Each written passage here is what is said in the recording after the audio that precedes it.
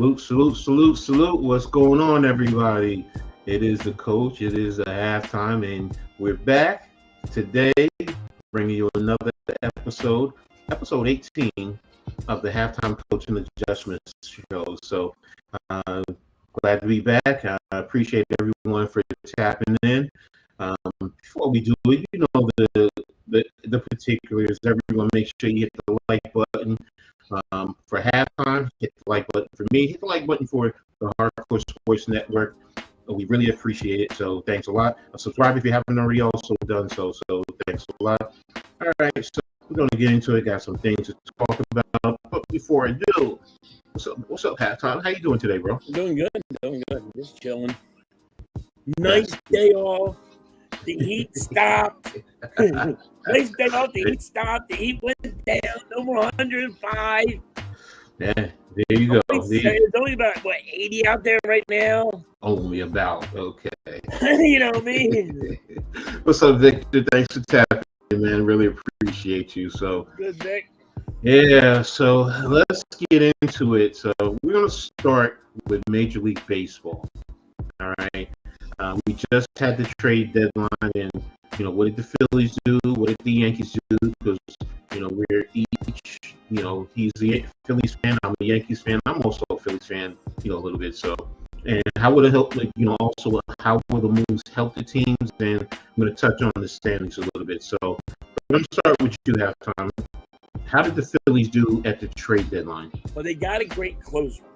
Mm-hmm. Then the bat that they got wasn't that good. It's not that good. Mm-hmm. Mm-hmm. I'm not it was not a big bat. Mm-hmm. Like everybody was talking now, the Phillies are going to go to get this huge bat, and they're going to go get a real good hitter, and they got a. Mm-hmm. You don't know who he is. He's not that good. He got 12 home runs. Mm-hmm. Mm-hmm. Shit, Marsh got 12 home runs. Mm-hmm. You know what I mean? Mm-hmm. I mean, so he's not that good of a bat, but he's just another stand-in. You know what I mean? Mm-hmm. But we got a closer. Okay. Man, the closer lit up last night. I like his intro. He has an intro. You don't see that a lot. I think all closers get an intro. Mm-hmm. But it was fun to see him. He went, he went 4 pitches, 3 outs. Mm-hmm. What he does what a closer is supposed to do. Mm-hmm. Phillies didn't do enough to make a thumbprint in the sand. Mm-hmm. If you know what I mean. Mm-hmm. Mm-hmm. You know what I mean? Mm-hmm. Okay, well, the Yankees did make quite a few moves, getting some infield help as well as getting some back-end pitching. So, everyone seemed to be excited about them. But what's up, Dave? Thanks for tapping in, bro. I really appreciate you. Cool. What's up, brother? Good Thank guys. you for you guys tapping in, always supporting us. We really appreciate it. So, I'm going to share a screen with you guys just so you guys can see what the Yankees did. All right. This is the back end. This is the back end. I mean, these guys yesterday, first of all, Jake Bird, a third of an inning, gave 4 earned runs. The closer, one and 2/3 of an inning, gave up 2 runs. So, where is it? Here it is. This is what I wanted to really tap on. Bird, Bednar, and Doval combined to allow 9 earned runs in just 2 1/3 innings. The team blew leads of 6-0, 9-4, 12-10, ultimately losing to the Marlins 13-12 in extra innings. That speaks volumes right now. You bring these guys in, and they crack the bed. They crack the bed. Like Cashman, what are you doing? Yes, cool. Same old Yankees. what are you doing, Cashman? I mean, look, if they came in and it was Nick and Tuck, all right, but you're up 6-0 and you 9-4, and you go to extra innings and lose, and these guys give up 9 runs in 2 1/3 innings. 2 1/3. Look, I haven't been following the Yankees religiously all year, but I said, okay, fine. They did these trades, know we needed pitching on the back end. Everyone I've talked to, my man NYG, he hollers about it. Alex, good luck, Alex. On your new venture, he's talked about it religiously. Yeah, Victor, it's terrible. It's terrible. I mean, what are you doing, Cashman? But yet and still, Cashman always keeps his job. And this is what Yankees fans get. This is why I'm not heavily invested like I used to be. And I'm talking about going back to the Don Mattingly era. And I love Don Mattingly. And those Yankees weren't the greatest, but they gave you effort. There's no discipline. In this era anymore, Coach, there's just no discipline on any team. There's no discipline. Like, you don't see that guy getting benched. Exactly. I mean, NYG, you speak to it all the time. Heart of the city. He religiously talks about it, and it drives him crazy. Man, I mean, I'm sitting here thinking, okay, maybe we have a hope with trade and everything, and it's just pathetic. Tell you what you give us, Cashman. We'll give you done. Look.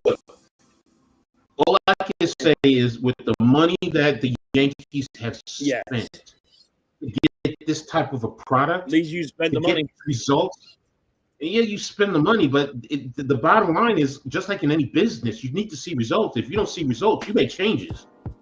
No discipline. There's no hustle. These players, this day and age, there's what are you going to do to me? You know what I mean? Mm-hmm. You're not going to do nothing to me. You're not sitting me down. You're scared to sit me down. Victor, look, first of all, if he's not good at it against the Marlins, then why did they pitch him? Why? And I understand the team was up. You want to get their feet wet and all this other stuff. I get it. But if the end result is you cause this team to lose, you a 6-run lead and 3 pitchers gives the 9 are the main factor why this team lost. 9 runs, and they're new pitchers. That's not. Now, if he figures it out, you're right. Then what I'm ranting about right now. I'll take the egg on my face. I always say it. Look, when I go off, you better prove me wrong. Prove me wrong. You can take egg and rub it in my face, rub it all the way down my body, all that good stuff. Take pies, whatever. I don't care. I'd rather be wrong and do that and see my team succeed than to see results like this, man. So I think the Marlins are a scrappy team. They aren't great. But that's the point. That's the point, man. If this was a top team in the AL, if this was Toronto, you know what? I could accept it a lot. I don't want to say accept it, but the point is, I could accept that a lot better than the Marlins. The Marlins aren't. Yeah, the Marlins are not good. You shouldn't accept getting beat by the Marlins. You shouldn't. Thank you, NYG. Perfect. We're the Dallas Cowboys of the Major League Baseball. You're right, and it's true. It's so true, man. So it frustrates me. I mean, it's what? Let me bring up the standings so we can all take a look at that. So you guys can see what I'm talking about. Where the standings at? Where are the standings? Here we go. All right, can you see that halftime? Yeah. Okay, let me move this. Okay, just scrolling down. If I'm looking at the Yankees, they're 3.5 behind Toronto just for the division, and it's for the wild card. They're in the number 1 spot, but you got Boston literally a half a Yeah, and game you behind. shouldn't have Boston ahead. Only a game ahead, game behind you. A half a game. Yeah, you should have them you should be a game and a half up on. This is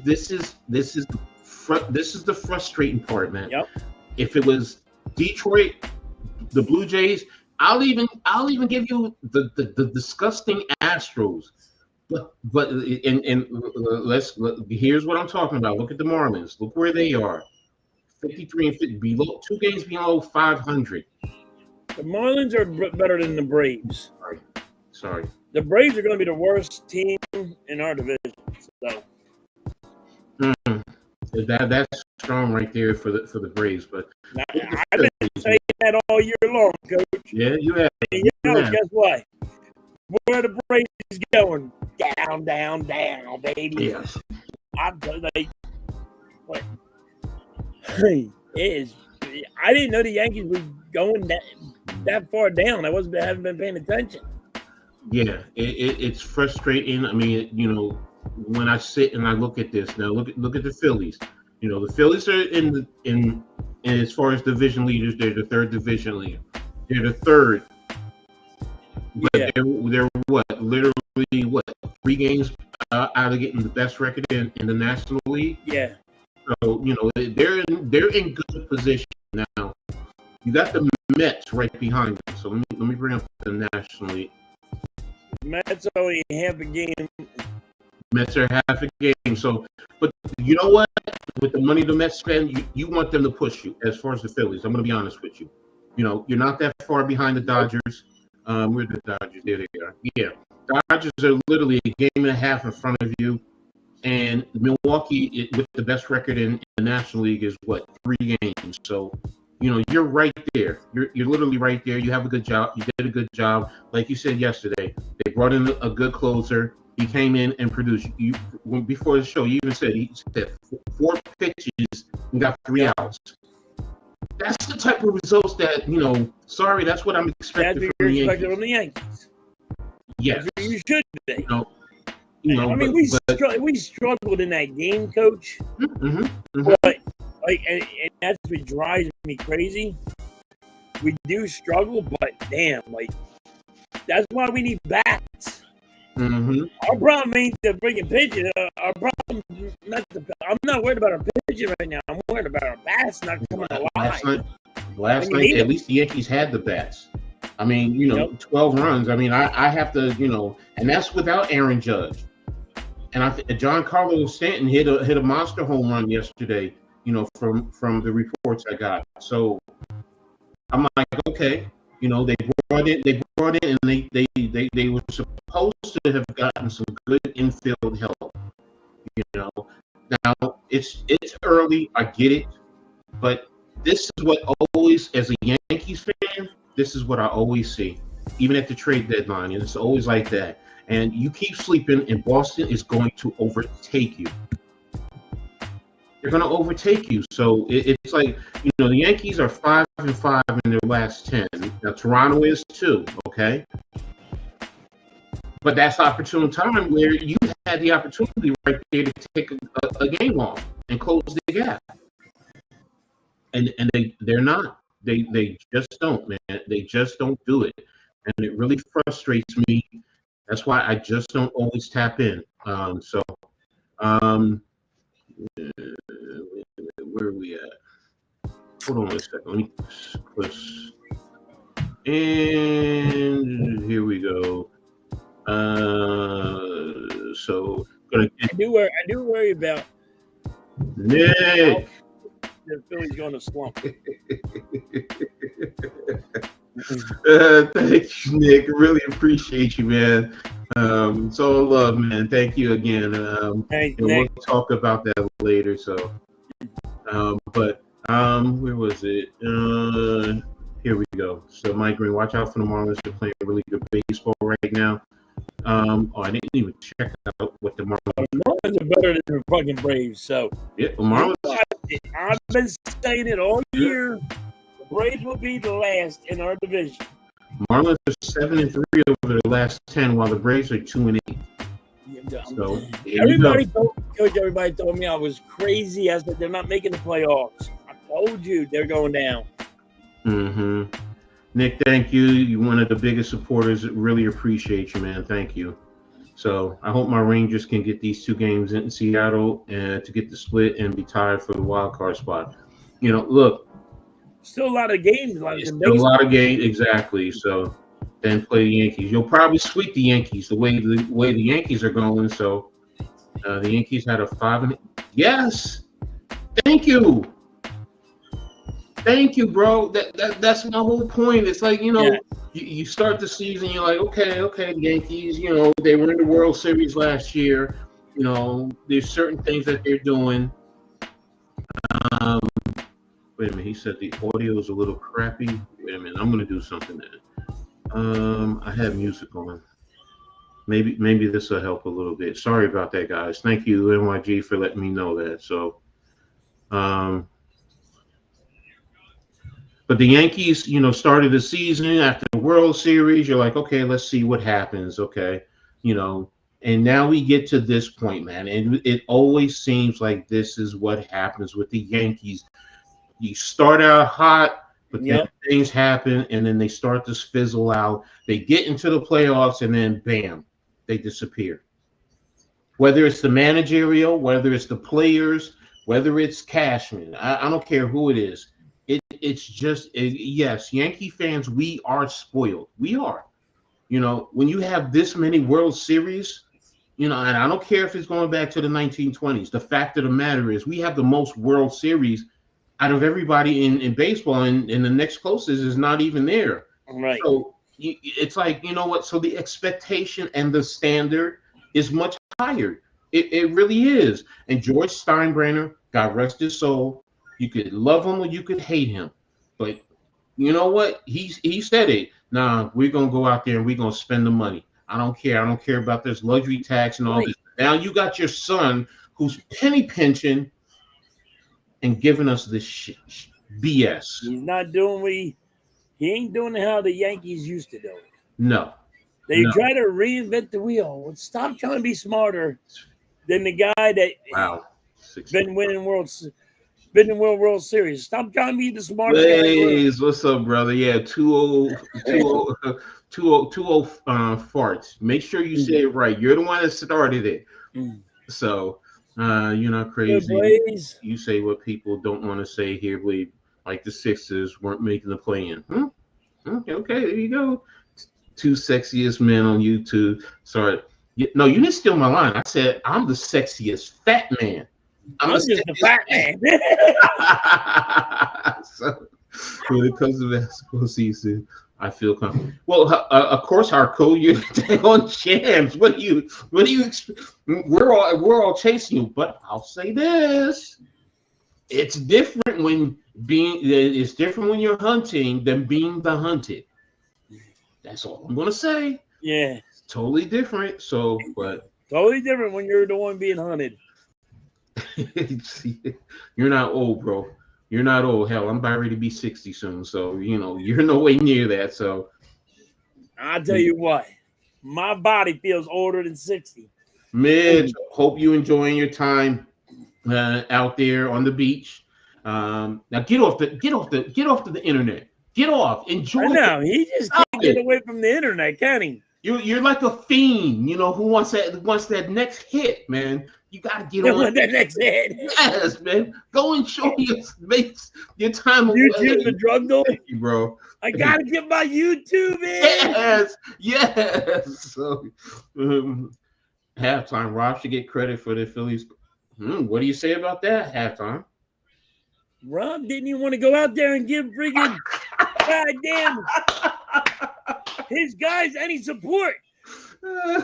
Harper got thrown out of the game. Rob didn't even want to go out there and stop Harper from getting thrown out. Listen, a manager's out there so his guys don't get thrown out. He's the one that's supposed to get thrown out when there's a bad call. But Harper did swing. It was officially, when you seen it, Harper did go through. Harper was in the wrong. But Rob's got to stop him from getting in the umpire's face. He can't. Harper can't go say, "Oh, what the fuck's wrong with you? Are you blind?" You can't say that to an umpire.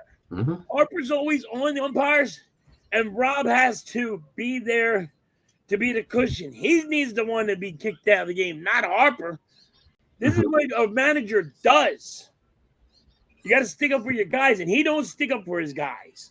So he had no contributions to the comeback last night. So, I mean, Harper was wrong. He did get struck out. He did. But you're not going to give Rob any credit. So that's hell no.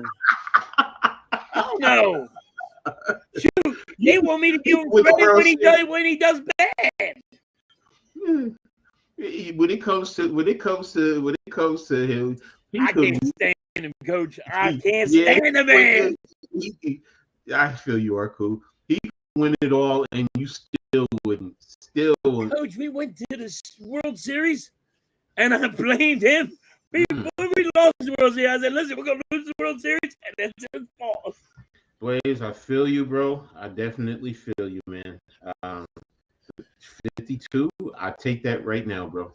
I take that right now. So, but I understand where he's coming from. Yeah, I'm with you too. You know, there are days I feel like I'm 85. I feel like my parents. I feel like I'm 25. Yeah, so I always feel like I've been hit by a car every goddamn day. You feel you'd be a better manager than Rob too, wouldn't you? No. I'd be kicked out the first day. I'm not gonna be honest. I'm not gonna lie to you. These boys today do not have the thick skin like they did back in the day. How you would talk to people. They're like, "Oh, you hurt my feelings. I'm not gonna play. I'm thinking about going back and going home." You are not lying about that. Biggest Knicks fans. Mitch is calling you. No, he's calling you the Knicks fan. No, he said biggest Knicks fans. Both of us. No. Listen, I bet on somebody different this year. I put my bet in. I took my bumps and bruises. But I did say they were going to go all the way, but nobody didn't think they were going to go that far. Yeah. Yes. But I'm a Knicks fan. I'm not a Knicks fan.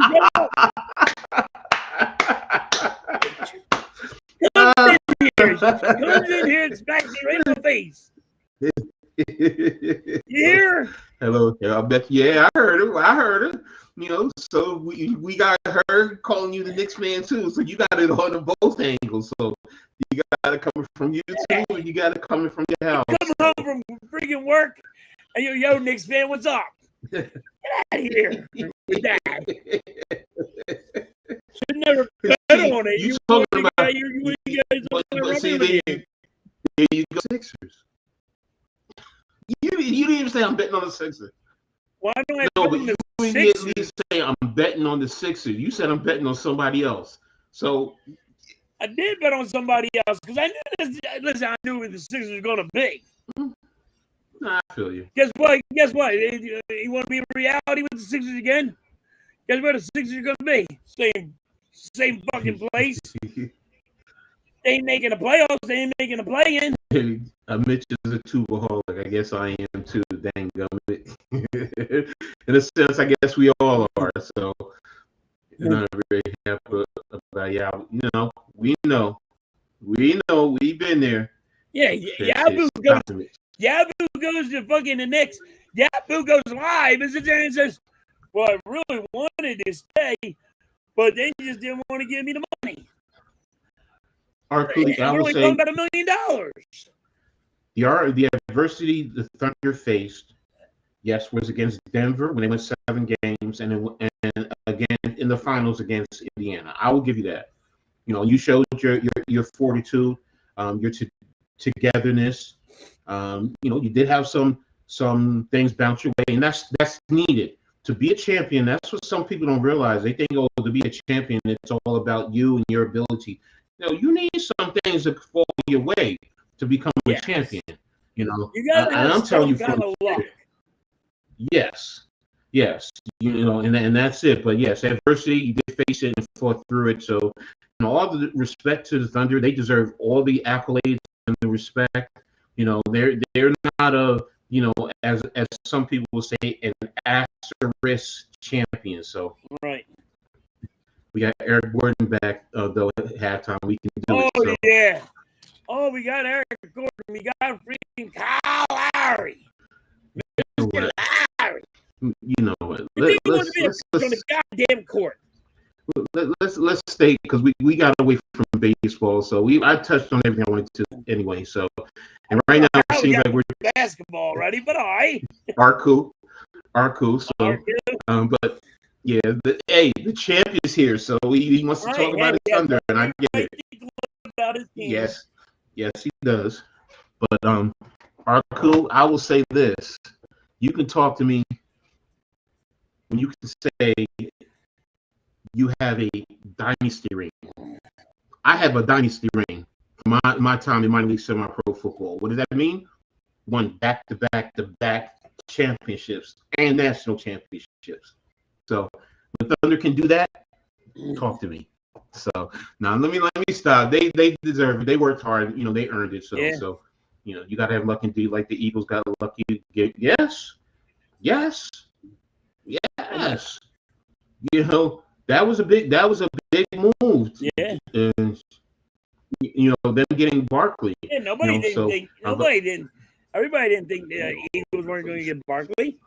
You got Eagles fans wishing, going to the wishing well, hoping we got Barkley, but it wasn't a sign in like, oh, he's definitely going to come here. And what he said? Oh yeah, he said they're trying to get halftime fired up like this. Paper Straws and Will Ferrell and Paul Logan and movie remakes. Yeah, I can't stand it. Yeah, I know. But look, let's stay on the NBA for just a touch, just a little bit more. We're jumped on football already. So, no, we're gonna get to football. Believe you me, that's probably gonna take up most of this because football is there. Oh, we got some talking about football. Yeah. So but in the NBA, it's interesting. First of all, Luka signing that new contract. I mean, I woke up this morning and I saw it and I was just like, what? Wait a minute. But that also says to LeBron, hey, LeBron, you're not the man anymore. Look, we're investing in Luka. And LeBron, you know what? I know you want everything to be about you, brother. All due respect to you, for your career and what you've done. I watched him back in high school and I knew the kid was something a little bit special. So, but hey, it's a new day, it's a new age, and a lot of most fans are ready to move on from the LeBrons, the KDs, even the Steph Currys, as good of a player as he is. So, and that shows, what's coming. Look what the Thunder did with their lineup. Look what my Knicks just did with extending Bridges, and they didn't pay a lot for him. NYG, I know he sucks, but hopefully the new system, because I was looking at it. Shout out to my man Mancade, when he did a deep dive into Sacramento and the offense that they're going to bring, and most people, I'm telling you, it just ball movement. Don't expect Brunson to be handling the ball in a sense. Just dribble, and then try and create something. It's going to be a lot of ball movement. As an old school basketball fan, that's what I love. The one-on-one, I get it. I get the MJs and all of that during the crunch moments. That's when you want the one-on-ones, when it's a clutch moment to win the game or situations like that. But during the course of the game, the ball movement, coming to the high post, the backdoor Princeton cuts, the free flow, that's what you need. So, how do you feel about Ricky Council to the Nets? Who? That's my whole point. So, so 76ers stink. There's your EA update. So, but yeah, giving $5 million up to help 77 youth athletes is amazing. See, I didn't even know that. Man, he got paid, dude. 3 years, 165 million, and he's giving up $5 million to help kids. I mean, well, $165 million. I mean, like, no, I get it, but the fact of the matter is, you sign this contract, and right off the bat, you're giving a $5. You don't hear guys doing that. But you don't. It's a business move. No, I get it. I get it. That's smart. You know, it's great to see him pulling that out right away and saying, "Yo." But that's what these guys need to do. They need to give back. You know, whether it's through camps and that's where the kids are, where he's going to make his money. Do I think all these kids becoming fans? I don't think they're going to get either one of those two. What's his name? Who's with Washington? Is it Brogdon? I think they might be focused on Brogdon. You know, I read a report that they're really looking at him. Mike will get paid eventually. I'm going to save football for football because we got a lot to talk about here. No. I'm glad we went here to basketball. Let's get this out of the way because football is going to entertain. Yes, I asked Gronk and he said they will most likely. Yeah, like I said, we're going to talk about Micah. We're going to talk about Washington and everything. We're going to talk about training camps. We're going to get into all this, but right now the focus is on the NBA. And like I said, Luka with his money. Paid, man. I can't believe he got paid. The commissioner also. LeBron's pissed. Yes. No, I don't think he's pissed. You can't be mad at another player for getting the money. You think he's mad that? All right, now I know this is. Thing. I don't want to say pissed. I think it's just he has to accept the message. He really has to accept the message that hey, this isn't your team anymore, and you're now in your 40s, and as good as you have been, no, it's time for you to step down. Pass the torch. Pass the ball, whatever you want to call it. Pass the freaking. I get it. Now, one thing I do want to touch on. Hold on. Let me get caught up for a second. Hey, Halftime, are you watching the great match at SummerSlam tonight with Jelly Roll and Paul Logan? No, Dave. No. Why the fuck am I watching somebody like Logan Paul that can't wrestle? Have you ever watched Logan Paul wrestle, Coach?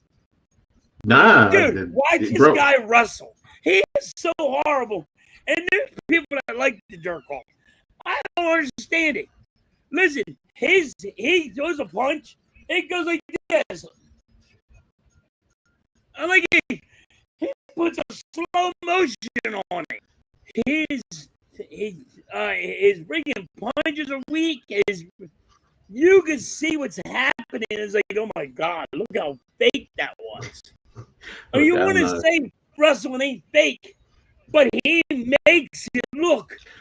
And that's some of the things with wrestling why I'm not into it anymore, because yes, you've always known it was there for entertainment purposes. Right. I've known that. As a kid, I learned that early. It's not like regular wrestling like in the Olympics. I get all that. It makes it look so fake. Get him out of there. There's a lot of wrestlers to me that have been like that, through the course of time. And I'm sorry, that's me. That's why I don't watch it anymore. It's like, I know what's coming, even with the ladies. I'm sorry, as sexy as they can be and look, and you got the sexy clothes on for the eyes to get guys to get the Google eyes, I get it, but it's like, But when they come look on, I knew bad that. I too, saw it's that. like, well, this girl has to get out of there because she's making it look fake. Yes, and that's You the gotta point. have that's why they're talented. I like calling them like fall guys, like, they're the guys that are gonna take the bumps and bruises, of the girls take the bumps and bruises, and they take it hard, but Here you go, halftime.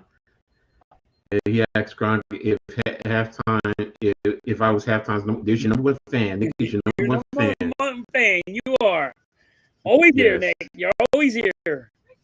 Yeah. Look, But yeah. he sucks, dude. You guys gotta stop cheering him on, because then you stop cheering him on. Guess what happens? He'll go away. So he's amazing wrestling. He sells well, high fly, super light, and I don't like the guy, but gotta be real, he wouldn't be in W if it wasn't. I'm telling you, he's bad. I watch wrestling. I'll show you. I can sit there and give you clips and show you how bad he is if I knew how to fucking Google like you. Go Google me. Look. All I can say, he is horrible. As far as wrestling, it's not just the current. Like, I haven't watched wrestling now in probably almost 20 years. I'm not a big wrestling fan. I stopped watching wrestling. So I'm like, I stopped watching wrestling when I was a big fan of the Junkyard Dog. Jimmy Fly, Snooker, Hulk Hogan. Exactly. All the old guys. Andre the Giant. See now, these guys now are just so. Yeah. No, you're right. I mean, to me, Jimmy Superfly Snooker, the originator, are flying high off the ropes and coming down and splashing on y'all. So I'm just like, I get it. NYG, I'll just say this: condolences to his family, and I'll leave it at that. As far as anything else, I don't want to get political, and I'm just going to say that everyone has their opinion and their feeling, and I respect it. So there you go. So sorry to get you out there. Nah, guys, this is also your show too. So you're included in this. Your guys' show too. You guys bring up the wrestling, we talk about it. Yeah, so I'm cool with it. Don't worry. But football, we gonna get to that. We're gonna get back. We gotta get back to NBA. We got Giants fans. We got Eagles fans in here. We got more. That's all. Yeah. So let's get it all out, because right now football is going to take up the majority of our conversation towards the end of this, because there's a lot of. Seen me and you in a while, so they just want to get us rant. I get it. So, but yeah, in the NBA, I mean, look, I'm surprised NYG hasn't gone off about the Knicks and what they did with Bridges. So at least give me he sucks. So Bridges. No, Bridges just signed. He just signed. He actually didn't sign for the full extension. He could have waited until next year, but I think he signed for $150 million. Left money on the table, so that keeps the team under the second apron, especially going forward. So, all right, both are ready in October. Any chance at all? You have to ask Philly halftime more than me. So, I think Embiid's going to be out for 20 games. I think PG. I thought I heard he was going to be out for like 15 to 10 games.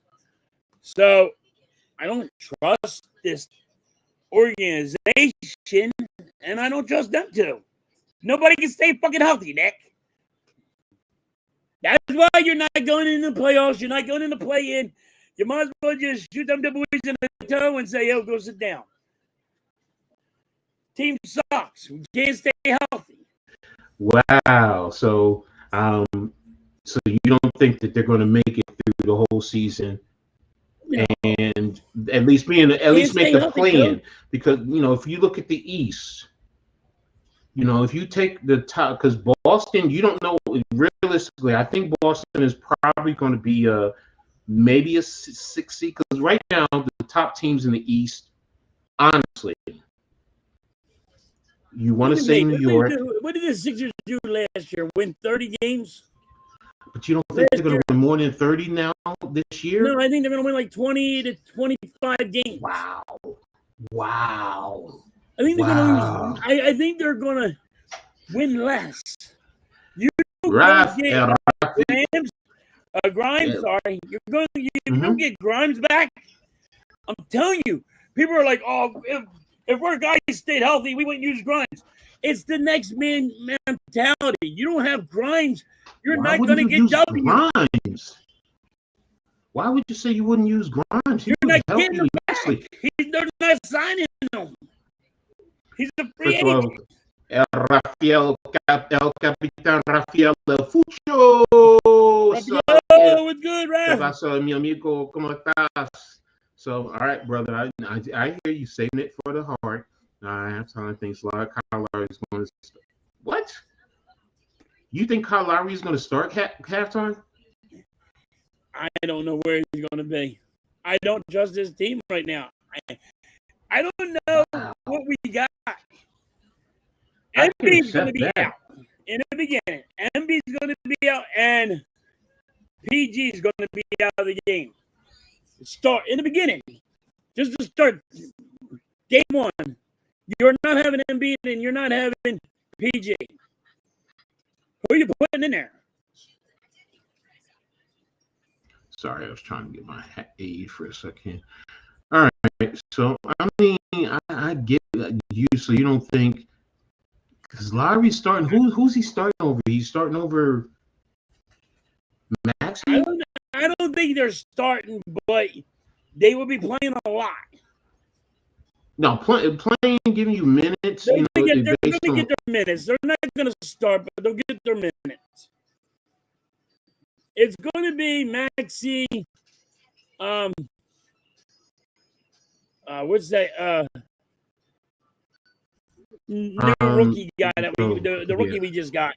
The one that he got injured last year. The dude paints his fingernails. Sorry. He's black. I understand. Thank you, dear. What's his name? Edgecombe. Thank you, Blaze. Edgecombe. So, No, McCain. Thank you, Blaze. McCain. Oh, okay. I was rough on him. Be like, yeah. So it's going to be the McCain and Max. Be the same. I know how chronic pain. Yeah, I get you. 25 games, handing your Sixers fan card. I'm not handing my Sixers fan card for being you stealing money. Maxey's a player. That's the only player I trust on the Sixers right now. Edgecombe, McCain. All right, and the dude that paints his fingernails. Okay, I didn't know McCain paints his fingernails. I mean, that sounds like what's his name with it. He paints his fingernails, and he also now sells his own fingernail polish. Okay, hey. I don't care what the man does. Yeah. And Blaze, why do I gotta hand in my Sixer card if I don't think my team is actually going to be any good? I get you. I was with the Eagles back in the day. They won 2 fucking games. I didn't think they were going to when the Eagles playing. I didn't think they were going to win any games. They win 2. I mean, you're a fan. You're a fan. He's really getting you riled up because you're a Knicks fan halftime. No, because fucking people are not with reality. They want to put the pom-poms in their hand and go to the wishing well and say, "Oh, my team's going to be good. I'm going to be the Dallas Cowboys. I'm going to cheer on my team and say, my team's going all the way." And then when they don't do it, they're like shocked. No, excuse me. I get what you're saying. You're being realistic. Their team's going to be bad. If they're better than I think they are, then guess what? That's a plus. Please be ruthless. Have faith in me. Have faith. Sorry if I hurt your feelings. Oh, you didn't hurt my feelings, Blaze. No, I get what you're saying. Your mentality, Blaze, is more of a cheerleader spot. There's the fine line between being realistic and being, having faith in your team in a sense. Right. I get it. I get it. So, like as a Knicks fan, there was a point in time. Look, the Knicks were atrocious. Coach, last year, you were your Knicks. I said, "Hey, Knicks are going to do this. Knicks are that." You're like, "Fuck no, they're not. That coach sucks." Fuck no, they're not. The whole entire time. Yep. I say something, it's like, oh, hand in your card. Here, you're done. No, that's why I understand where you're coming from. You know, like I said, before the Knicks started winning, they were terrible. Before Tibbs got there, I mean, they were a true laughing stock. Yep. So I get it. And many Knicks fans were, you know, to that point. So I also understand what Blaze is saying. You know, just try to, you know, talk it into existence in a sense. But you just want to be real. You look at it and you see what you see. I'm not here to blow smoke up your ass. I'm here to be real. Focus on injury past and not hopeful future. It's been bad, but that mean it can't be good this year. It's literally. If we can stay healthy, Blaze, here we go. We're going to talk about staying healthy again. I get why people don't think they Sixers can stay healthy, but they have a ton of talent in you. Yes, Blaze. Yes, there's no denying it. I understand where you're coming from, and I understand you having faith. You know, and you know, you as a Sixers fan, when people just say the injuries, if you know, you're just saying, look, there's talent there. You know, and there's been plenty of times where your top talent has been out, and the guys stepped up that are behind them. So I mean, that's why you play the game. Here in the draft, are we going to use them right? Oh, you don't know that. So I mean, hey, Blaze is optimistic. You're pessimistic in the end. That's until I see it. Listen, there was a dude named friggin'. What was the dude from the Eagles? God, he got drafted, and he Mike Mamula, and that dude fucked my head up. Because oh my God, he's going to be great. He's going to be awesome, and then he was a shit show. It's just the same thing. If you keep on seeing, like I was always taught, you keep on seeing, if they keep on giving you the same results, right? Mm-hmm. Does it ever change? Or does it just get worse, Coach? They're giving you the same result. They're giving you the same thing over and over and over again. What did I say earlier? What did I say earlier about the Yankees and Cashman? Right. It's the same thing. So I get where you're coming from. I also understand where Blaze is coming from. So, but again, you need to change something.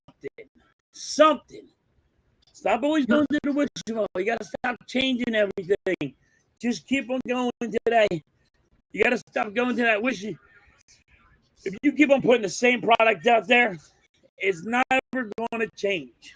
No. First of all, Nick says is send back to the Sixers, resigning Lowry, Gordon, and Drummond. And for you, you never are going to get over that. You didn't want them back last year, so Drummond's hurt. So Hold on, here you go. Drummond signed his extension. The Sixers are trying to trade him. The Sixers don't even want him. Mm-hmm. But they got to pay him that $5 million. Wait, I'll bet Sixers versus Nets right now, bro. Okay. Hey, there's a little side bet going on. So, but yeah, I feel you in terms of the Sixers. I feel you in terms of being optimistic versus pessimistic. You both have valid points. So I'm sorry, you do. And that's where it's going to end. But we're going to move on to the next topic. And before we get to the NFL, I'm going to give you something to really make you guys think. Let me see something. I got a two. Ricky is going to drop 30 on us. Okay. No, Ricky. Gordon will be going in a year or so. Futures, right? Hey, there you go. If they are going, they're going.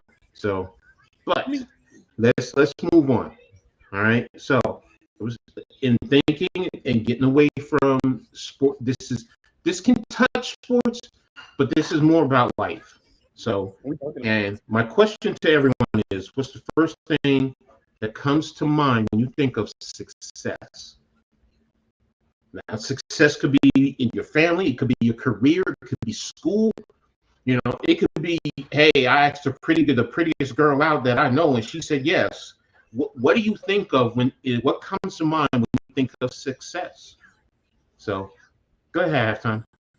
What do you think of? There's a lot of ways to take that, dude. Why you do that to me? I was thinking about it, and I researched. I was like, yeah, success can be taken many different ways. When you That's why I showed me said that list, I'm like, dude, that still has me stumped right now. I'm like, because you can look at any way you want. Like, is it consist? Like, you got a family. See, Right? You got a job. Maybe you got your own business. mm-hmm. It can go all different ways. So it's just how you look at things. Exactly, and that's the point. Some people look at money. Some people look at, to me, I'm going to be honest with you. Success to me is your intellectual capabilities and how you're able to push yourself in adverse situations. Because I'm going to go over to our coach, but I like Nick's. When you do something in your life that makes you happy, that is so true. That is so true. That is a great point in terms of success.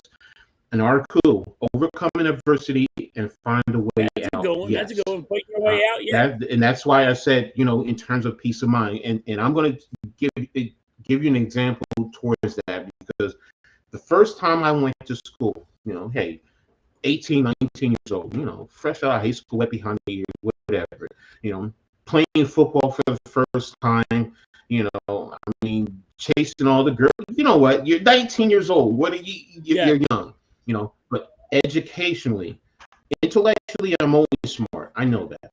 I've always been like that. But I also can be lazy. And to be honest with you, my third semester, I flunked out. I flunked out with a 1.2 GPA. So that's terrible. All right. Came back to school, and then eventually got my girl pregnant. Then I did the family thing, blah, blah, blah, blah, blah. But when I eventually went to school later in my life to graduate, I graduated with a 3.87 GPA. And I'm doing my master's, and I'm at a 3.75. The point, and I proved to myself, because that's the biggest reason, that I know I could do it, and there you go. And my master's is with Rutgers, so it's not easy to academically to be there. So Nick says, me watching Halftime, I view as a success. He brings me happiness. He's a goat. I like NYG's peace in your environment. Yes, that is great success. So success can be measured in many ways. Yes, small victories, big life events. Some people, it's simple pleasures. Some it's winning or trying to overcome something. Yes, and that's the point. This is why this is getting yourself out of a tough situation. Yeah, that's true. I've seen some females who every day I wake up. I've seen some females get pulled over and the cop comes up and they get out of the parking ticket. So I see what is a tough situation. So success to me was years of trying to find being able to dunk on a 10-foot rim back in the day. Hey, that is success. My bad ass can't leave the ground. So trust me, I remember back in high school, being able to dunk at 250 pounds the first time, and I was just like, wow. So, you guys are phenomenal with this, and I appreciate that. Exactly, ladies. That's why I said peace is whatever brings that individual peace and happiness. So, amen. Well said, brother. All right, I'm going to head out, and I got to watch Paul Skeens pitch.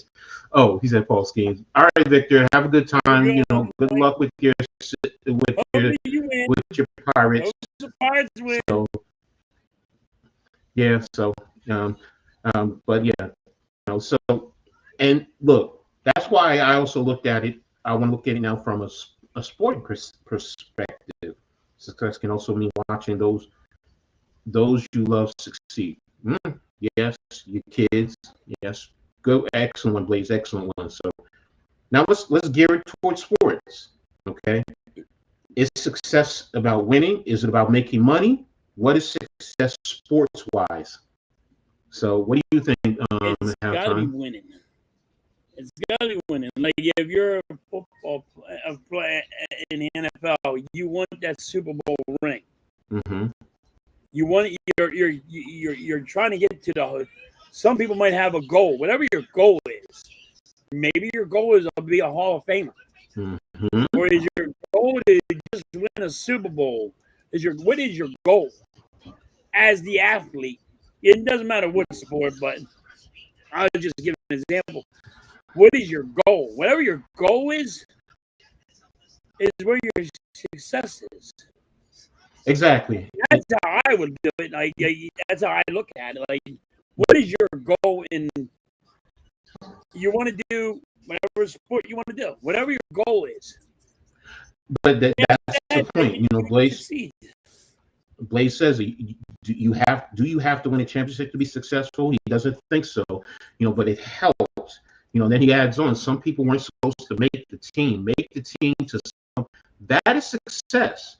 And that's the point. You know, so it's like I goof off and I joke, you know, about winning, you know, so on and so forth. Make a team. Some people's goal is higher than that. Whatever that person's goal is, to me.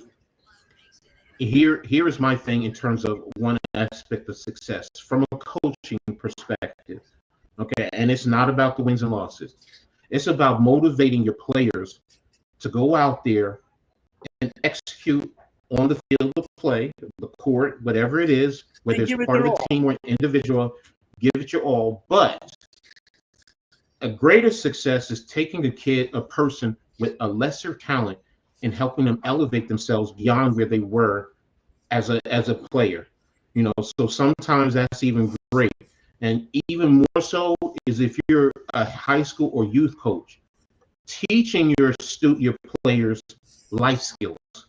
Because a lot of times, you know, we look at sports and we talk about wins and losses, but it's about life skills. You know, and if you can translate and take what you learn on the field, you know, being a part of a team, because you know what, you got to go to work. Because sometimes you got to be a part of a team with the people you work with. You ain't got to like them. I don't like nobody. Go out there and work. You ain't got to like. Right. So, but that's the point. It's like, you know, you go out there, you take what you learn on the field, on the court, on the diamond, being a part of a team, overcoming adverse situations, and you translate that to life. Sometimes when you get up, that's a success in itself. Because think about the amount of people who physically have a hard time getting up sometimes in the morning. Yes. Nikki, not necessarily. I'll be honest with me. It takes so much energy to get out of bed.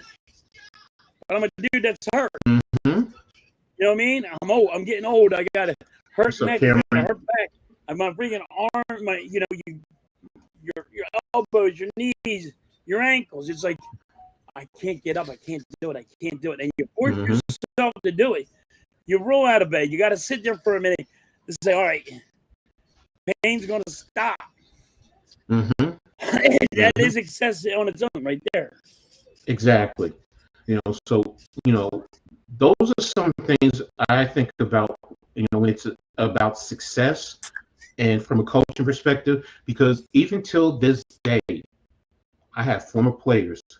You know, I started coaching at 14, and I have players who I grew up with, and they still call me coach. They're like, yo, coach, what's up? You know, this is what's happening with the family.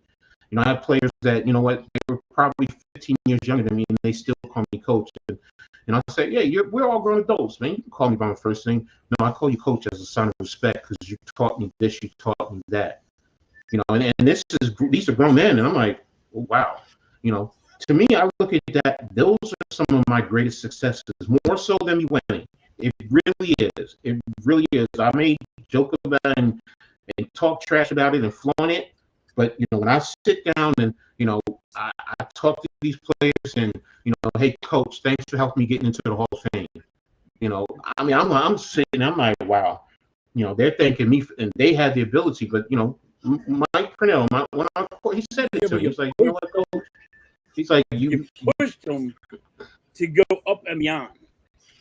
Because they're like, in their mindset, they're like, I'm done.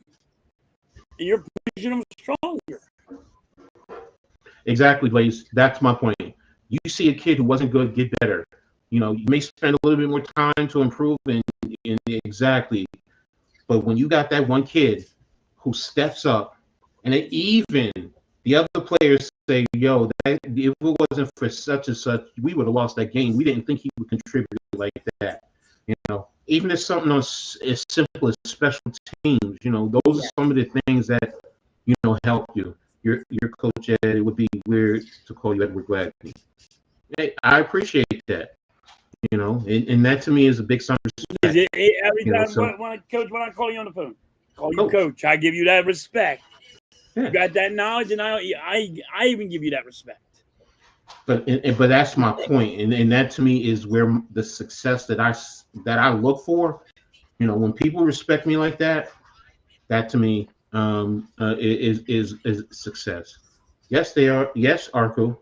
Yes, and they might be setting a new trend, and that to me is also a success right there. When you become a trend setter, it's always been about the big three, but now you guys said we can win a championship with a team. Well, now they're going to head on for you, Arco. Yeah, I know that. This is how sports works. They're going to head on for you. We know that. Can they repeat? Because that's going to be to me, that's the greatest obstacle that they're going to face. Yes, you win the first one, it's tough. Yep. But repeating, I'm telling you from experience. Repeating is harder than winning your first one. It's harder. So I mean, I respectfully call my childhood coach's coach. Yeah. When I'm saying, and when my former players call me coach, well, yes, exactly. That's my point. And you guys are phenomenal with this. Thank you. Because that to me, that gets lost sometimes in sports, in business, because it's always about the money. Who gets the most money and all this and that? No, sometimes success can be some of the simplest things, man. You know what? I don't like such and such, but such and such and I work together. We work well as a team, and we went out there and produced whatever it is we were supposed to do. So, because everybody knows about it. Hey, if you're a champ, everyone is going to knock you off the pedal. Yeah, they are. But everybody in whatever it is, in its own way. Yes. But in terms of sports, in terms of business, being a part of a team and working together to me is a greater success than winning. It really is, because you are doing something with someone that you don't like, and you go out there and you knock it out the box, man. You knock it out the box. So and that to me is beautiful. So look at it from the athlete. Success could mean money, accolades, or even just making a loved one happy. Good comment. Thank you. Everyone, thank you. You guys, Blaze, NYG, Arku, Nick. I mean, everybody here who's contributing. Thank you, man. This has been a great conversation, and I like stuff like this. I really do. That's why, me and Halftime, we like talking and stuff like this. It's not always about sports, man. So it's life, man. And that's why we're here to do this. As Blaze says, 204, giving you our life experiences. So, but now we're gonna go ahead and transition over to the NFL. It's been what's been needed and what's been wanted. So, Eagles going to find out that this year is much different playing as the champs than for the championship. Yeah, they're going to go for it. Now Thank you, Nick. Eagles heads. Thank you, Nick. Appreciate you, man. So this is why we're the show. Thank you. I love you guys too, and I appreciate you guys. So, but let's talk a little bit about the Eagles training camp. We're going to get to the big news. I'm saving it. That's why I'm not giving it to you right off the bat. Coach is fumbling. So, but talk to us about the Eagles training camp. What's going on in the Eagles? They're doing really good. The Eagles didn't make major moves in free agency, but they did great moves in the draft. And these guys are starting to light up, and that's all the Eagles are doing right now. They got the same team. They just got some guys, and the rookies, and they're showing up. They're like, wow, look at this guy, look at this guy, and they didn't think the younger guys could handle it, but they are.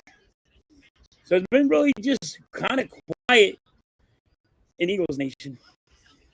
Well, I'm going to say this because one of the things that I've been watching, or I've been looking, you guys got a player that I wanted on the Giants. You know, I was hoping we would draft him. I'm a homer. For those of you who don't know, yes, I am a homer. Holland Pierce. Holland Pierce is an undrafted rookie. He was a tackle at Rutgers. He was actually, part of that is, I'm going to be honest, some of it is probably his weight and his lateral move ability. Now, I heard you guys moved him to guard and that he's doing well there. So he's doing really good there. They're like, he's one of the big names that they've been talking about this week that I heard of. That he is, they're like, he's phenomenal. Yeah, I mean, he's got movement. He's got good, like his hand posture with it. As you know, a guard goes, he's not a grabber. He's a mauler. He is a mauler, and the one thing I will tell you from watching him is he knows how to use his weight to move people. Right. He gets his hands in proper technique, and that's part of the coaching that he got. Now, when you have a former two-time Super Bowl coach as your offensive line coach, he's going to get you in the right techniques. And he's taken a place of Becton in a sense that he's big like Becton.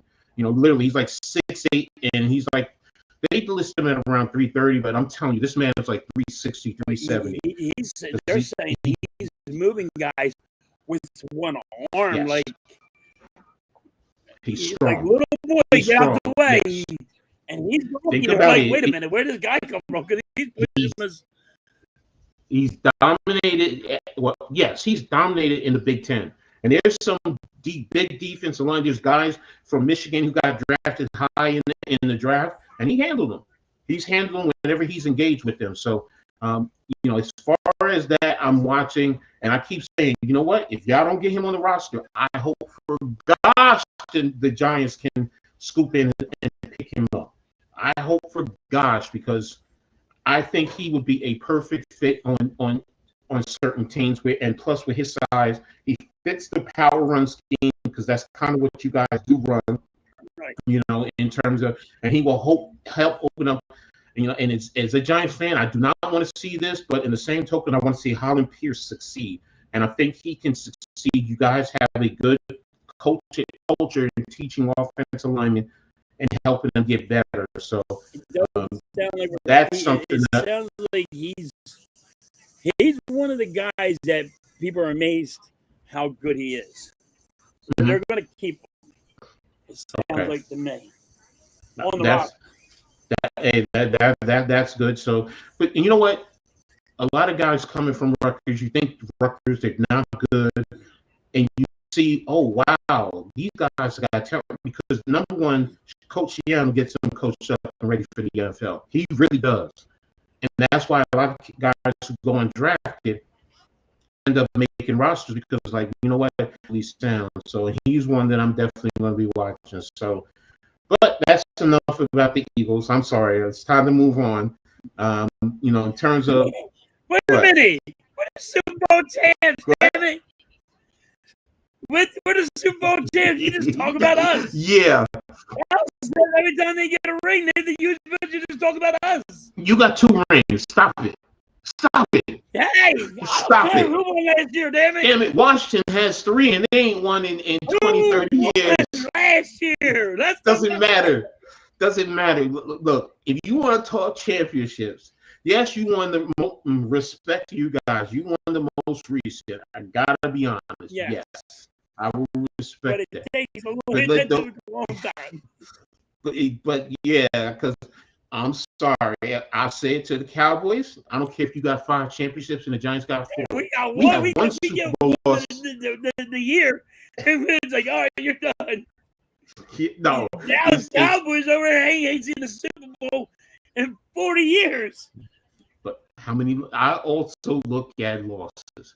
See that, and everybody seems to discredit that, or oh, Tom Brady, he's the greatest. But damn it, he got 3 Super Bowl losses. Yeah. 2 of them to the same damn team. How can you be the greatest if you can't beat one team? The Giants, and nobody's saying this, Coach. The Giants barely got in. Yep. Both years. They were card team in both years that they went to the Super Bowl and played New England and beat them both. That's the crazy part. It's like, wait a minute, it's the wild card team beating you boys.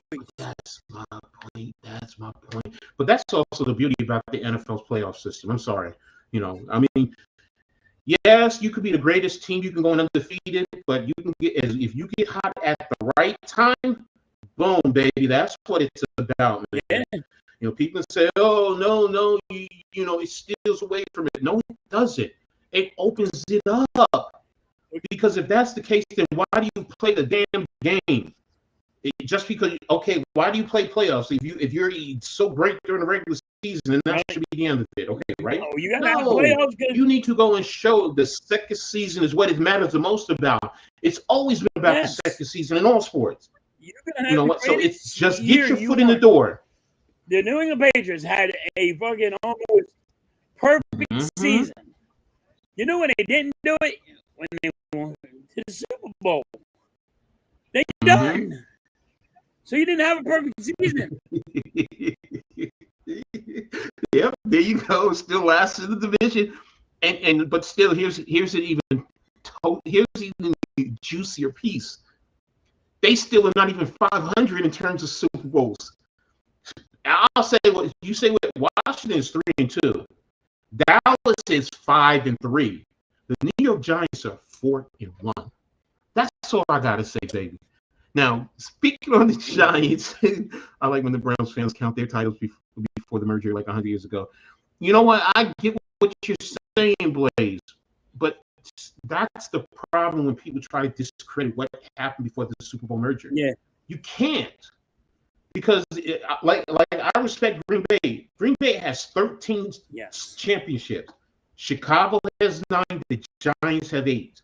You gotta respect that the Browns did win championships prior to that.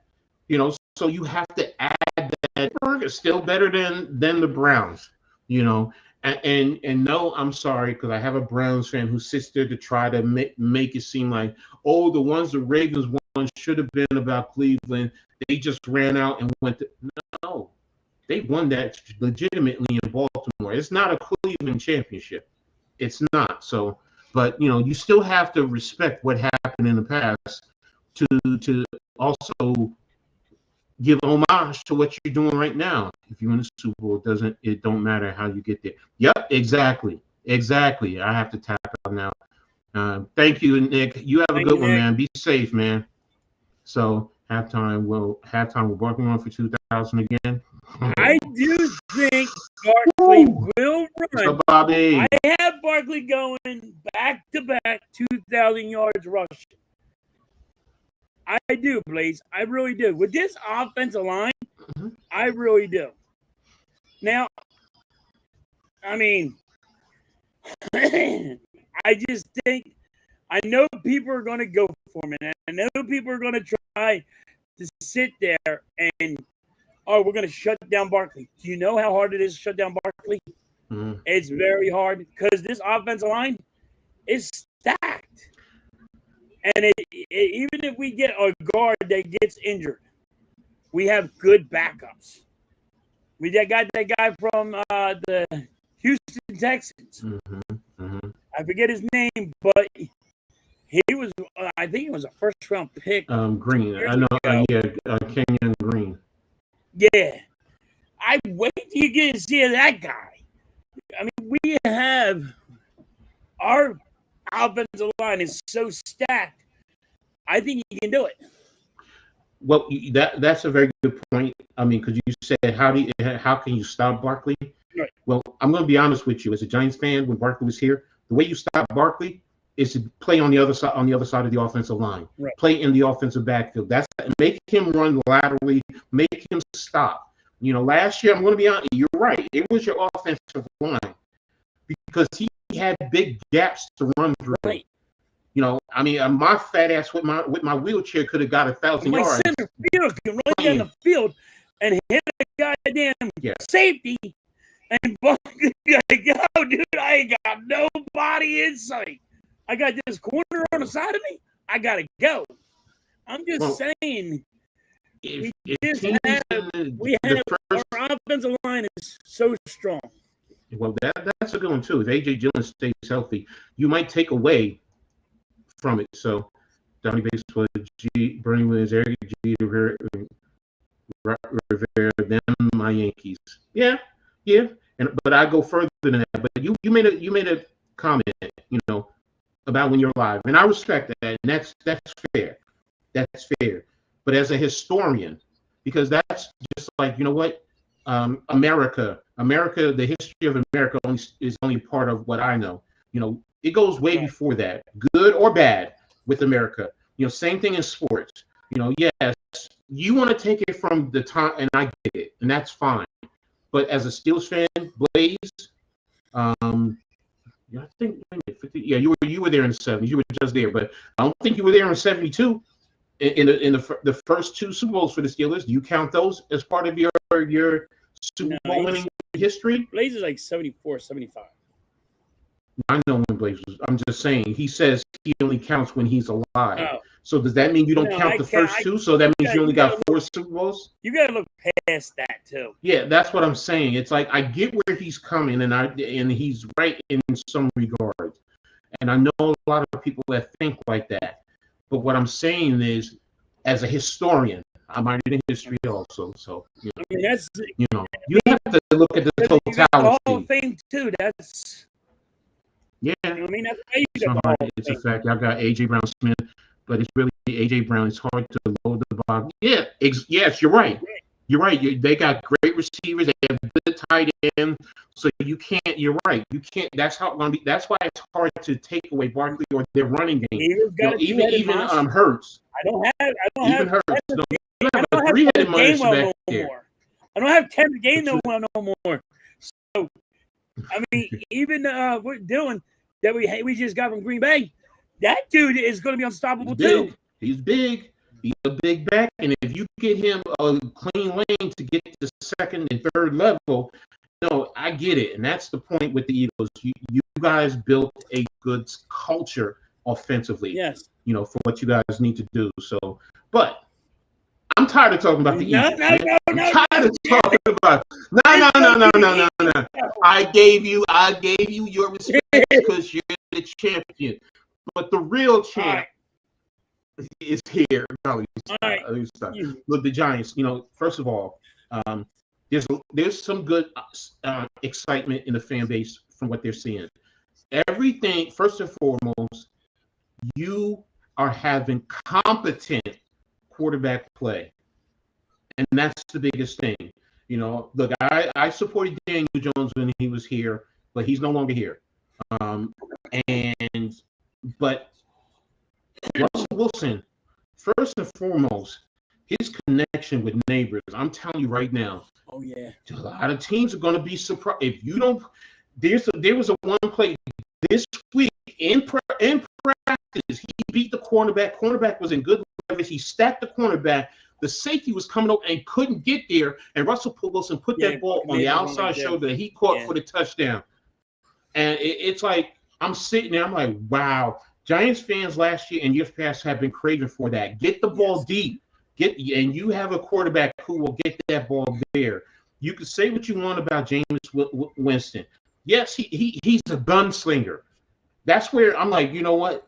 As far as Dart, I don't want to see Dart this year unless, it's extreme situation like a blowout or, we're in the playoffs or we're out of the playoffs at the end of the season and then you want to get him developed.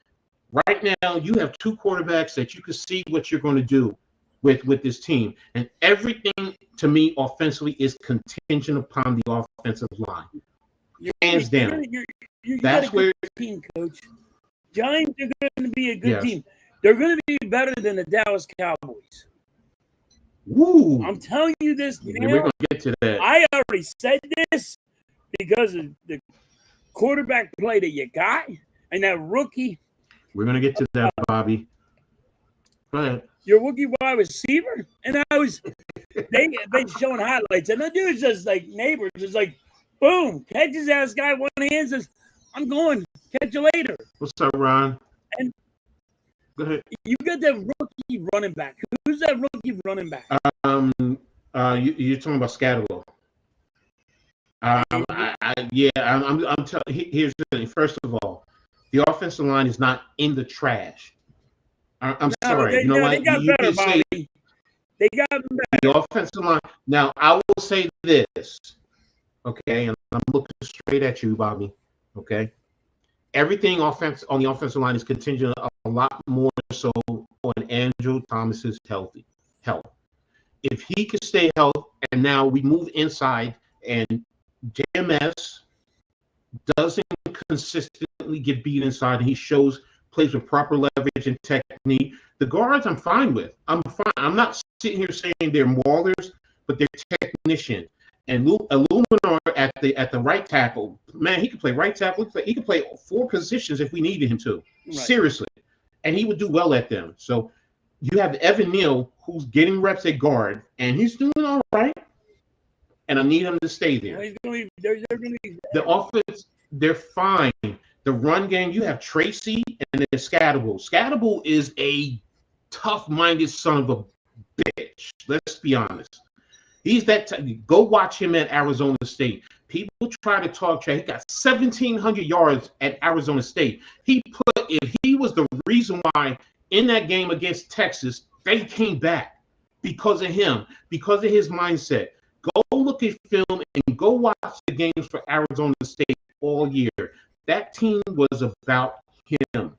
That team really was about him and his mindset. He's the type of back that, as a coach, I love. He knows how to set his blocks up. He'll hit a certain angle. He'll play.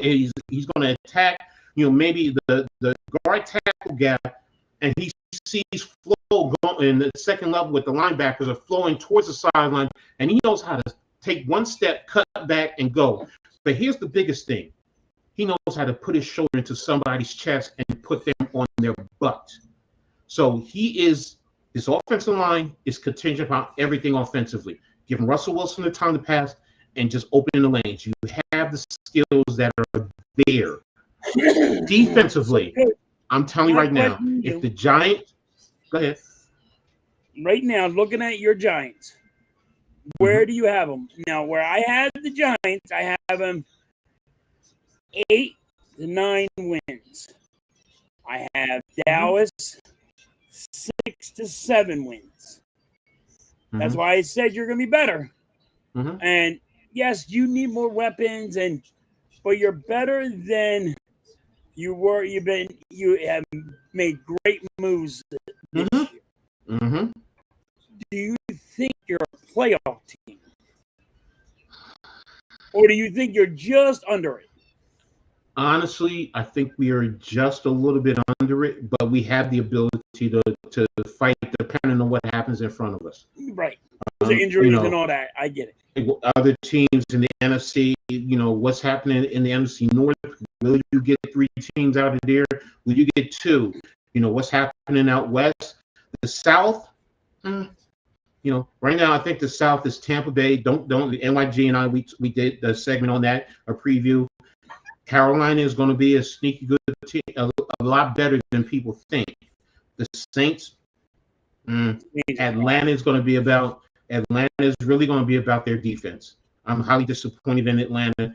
They didn't do anything defensively. And if you think you're going to win in shootouts all the time each week, you're in for a big surprise. So the Giants, there is that possibility depending on what happens first and foremost in the division. Is Washington legit, or are they going to take a step back? Because I think, now this is my thing. Nobody knew their quarterback play. It takes a year, and then find out. Now they got something on the kid, and that's when he's going to go up. He's going to go down a little bit. But Now, that's getting back to the Giants in terms of defensively, the Giants are about stopping the run. If they stop the run, I'm telling you right now. First of all, Abdul Carter, some of the moves that they even line him inside like a Justin Tuck here. He has an elite spin move. And if you put him outside on the edge, his speed and then his shoulder dip, man.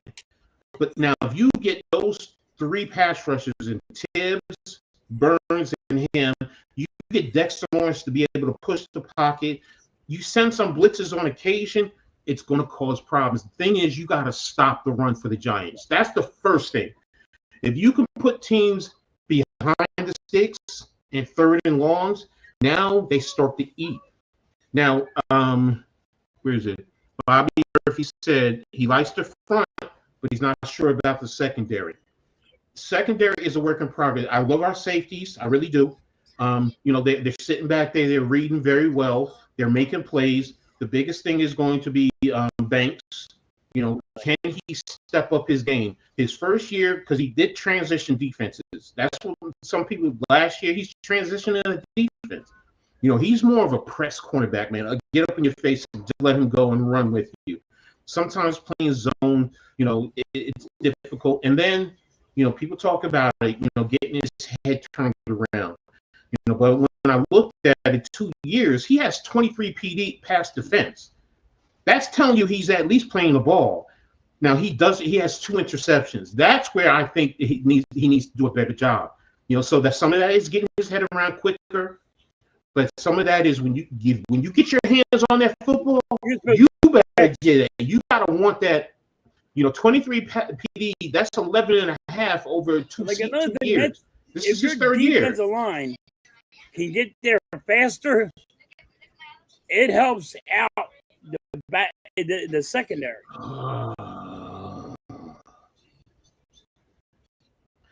Okay. Dable, that's going to be my biggest thing for the New York Football Giants, more than the offensive line. Yeah. More than, stopping the run. It's being a competent head coach. Great question, NYG. I'm going to be honest. I've said it time and time again right now. I don't have a lot of faith in Dable. I don't.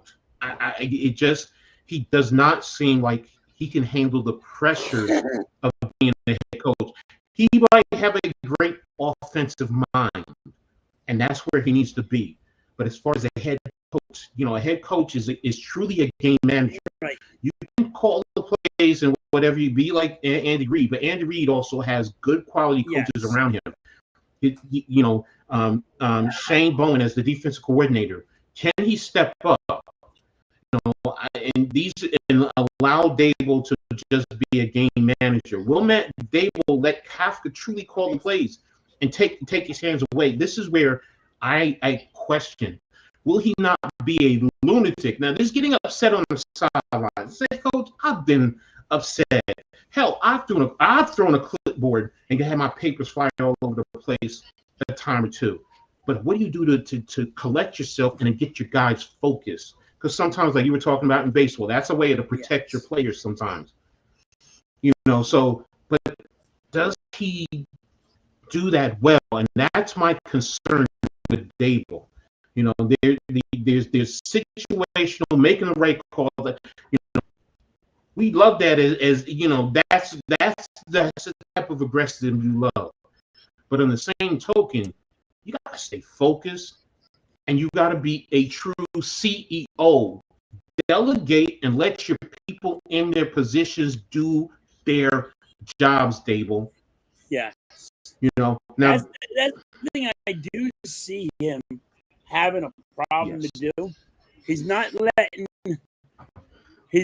the other coaches be the coaches of their position. The offensive line coach, you're running back coach, he's trying to be too involved and not like trying to handle everything at once. You got to let them step up too. But see, now that I will say this, as a first-time head coach, I get it. But now we're going into, he's had time. There's a point in time where you let that stuff go. when you first start, I get the micromanaging. I do. My first couple of years, I was micromanaging, but I also was micromanaging and teaching those what I'm looking for, so then they can go out and do what they need to do. But Dable was with the Green Bay. Correct me if I'm wrong. With Green Bay, when no, he was. Brett Favre was Was he with here? He was with Green Bay, right? When Brett Favre was quarterback. Hold on, let me double check. I know he was in New England. Green Bay, so he knows how they ran it, because they always had, well, my quarterback coach does this. I got an offensive lineman, an offensive line coach here. I got this coach here. Canada, William Mary, Michigan State, New England. No. Brett Favre, right? No. His coaching career in William & Mary 97, Michigan State 98, 99, New England Patriots. He was with the Patriots. I thought he was with the Green Bay as a quarterback coach. No. He was a defense assistant with New England. Then he went to wide receivers coach in 2000 to 2006. He was the Jets quarterback coach in 2007. Cleveland Browns, he was the offensive coordinator 2009, 2010. Miami Dolphins coordinator 2011. Kansas City Chiefs coordinator 2012. Offensive coordinator for the Patriots and tight end coach in 2013 to 16. He went to Alabama as offensive coordinator, quarterbacks coach in 2017. Then he went to the Buffalo Bills in 18 to 21 as the offensive coordinator, and then he's with the Giants. He was never with Green Bay. He was never with Green Bay. Yeah. I thought he was with Green Bay. You need to go back and watch the 22 season and really see what worked for him. He won. Yeah, no, he did. He did. Yeah. So, Bobby, my thoughts on Dart, I said a little bit earlier. Dart needs to develop. He's still a young quarterback. I'm old school in this, so I'm going to be honest with you. I love quarterbacks who sit a year minimum, depending on, I know we're in the era where you want to get them onto the field as quick as possible. But you can get a fifth year out of him. So let him sit the first year. You have two veteran quarterbacks in front of him. They can show him what to do as a quarterback, how to manage. If he's going to play, you let him play in games that are blowouts, whether the Giants are blowing them out or they're getting blown out, or at the end of the season, if they're in the playoffs or they're out of the playoffs. Halftime about Ben McAdoo. Yeah, McAdoo was the one who was. All right. Maybe that's what I'm thinking of. Yeah. So, but as far as Dart, there's some. I was never big on Dart in the first place. Part of that is because I'm not a Lane Kiffin fan of his system. Now, I do see some skill sets with Dart that he does have. He does have it, and he has some athleticism. He can be mobile, so you can get quarterback reads and runs out of him. So, now I'm not saying do it all the time, but he's not an Eli Manning where he can only pass the ball. So you can utilize him, and he can layer the ball, get the ball downfield. He can make all the throws. He's not a cannon arm of a quarterback, but he can make all the throws. He really can. So, but again, he's young. He still needs to grow. There are times that they've shown in practice. He threw a pick six in his first pass in a red zone situation. So it's like, what are you looking at? What are you reading? So, he needs time to develop, sit back, take the practice film, look at it, and further understand and develop himself as a quarterback. But the skill set is there. I get it. I don't have an issue with him as long as you develop him right. I think he needs to sit. So in every football mind that I've talked to, and some of the prognosticators that I've seen, the real prognosticators have said the same thing. There are others that say, "Oh no, put him out there from day one and let him play, take his lumps." No, you got not with the talent. Not with the talent. Yes, it was like, what? This is the best situation, to be brutally honest. This is the right situation for him. The team can go out there and be competitive and win. Now, if you're talking about, they're 0-6 after the first 6 games and they're not looking good, all right, I can start to see, Dable saying, let me get him out there because that might save me going forward, saying, let him, go from there. But realistically, now the Giants do have a tough schedule. They do. When you start with Washington and Dallas. Yes. But it's also because they're playing the crossover divisions. You've got the AFC West, and I forgot who else we got as far as crossover division. But you start out with Washington and Dallas on the road, then you come home to Kansas City and not San Diego, to the Chargers. Right. So that's tough right there in itself to start. So you're probably 2-2 right there. I will take 2-2. I'll be honest with you. 2-2. Yes, 2-2 or 3-1. Okay. But I'm trying to look at the Giants crossover division. I know it's the AFC North, AFC West. Schedule. Here we go.